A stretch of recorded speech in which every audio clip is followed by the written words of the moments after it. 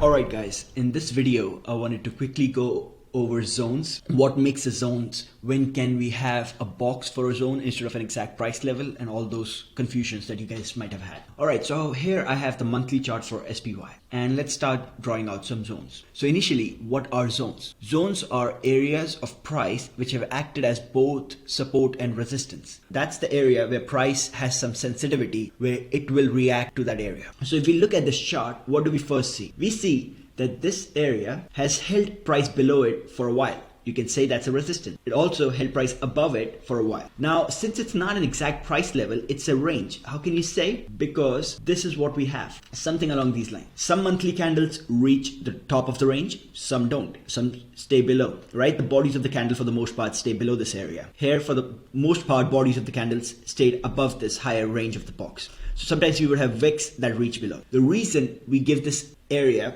importance is because this is the monthly chart, while there are events on the daily levels that might lead to us creating a wick. For example, this wick right here could be because of one CPI event that happened in August and that led to this, but price finally closed below this area. So if you're trading on the daily charts and you're drawing zones on the monthly chart, you want to realize that this area, we could wick through it, or we can wick somewhere in it and still not change the idea that we have for the monthly levels. And that's why I drew it as an area instead of one specific price level, because it allows us for the fluctuations or the noise that might happen on the smaller time frames when looking at the monthly time frame chart. So let's draw out another one. Another level you can see is here. That's where price has been limited to on the downside. So I'm going to draw it out and I will explain why this one is also a range and not just a specific level. So I drew it out something like this. The reason is, first of all, alright, let me show how this area acted as support. You can see all the way from July to April of 2022, price stayed above this, and since then this area has kept price below it. That's why it's a zone. It acted as a support and a resistance. This area, the reason I drew it, you can see this acted as a resistance in 2020 before we had this massive rally, and now it has acted as a support for almost 10 months, keeping price above. Why did I draw it as a range again? You can see this, the lower level kept these candles for 3 months below it, right? We might have a wick here and there, but the bodies of the candles stayed below it. And on this side, we might have a wick, or in this case, or sometimes the bodies came, but it kept price above it. So you can see it's not a specific price level, at least on the monthly chart. It is a range that's keeping price above or below it. And as we get on a smaller time frame like the daily or the weekly, we might be able to see some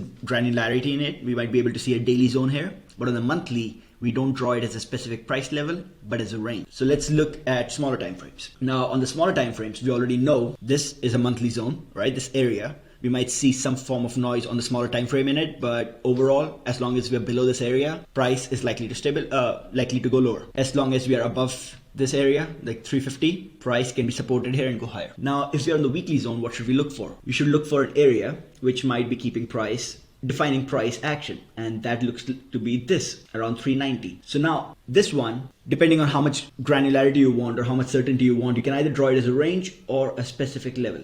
Let me make it thicker, blue. So you can see on the weekly charts, this level has consistently kept price either above it or below it. Acted as support here, acted as resistance here.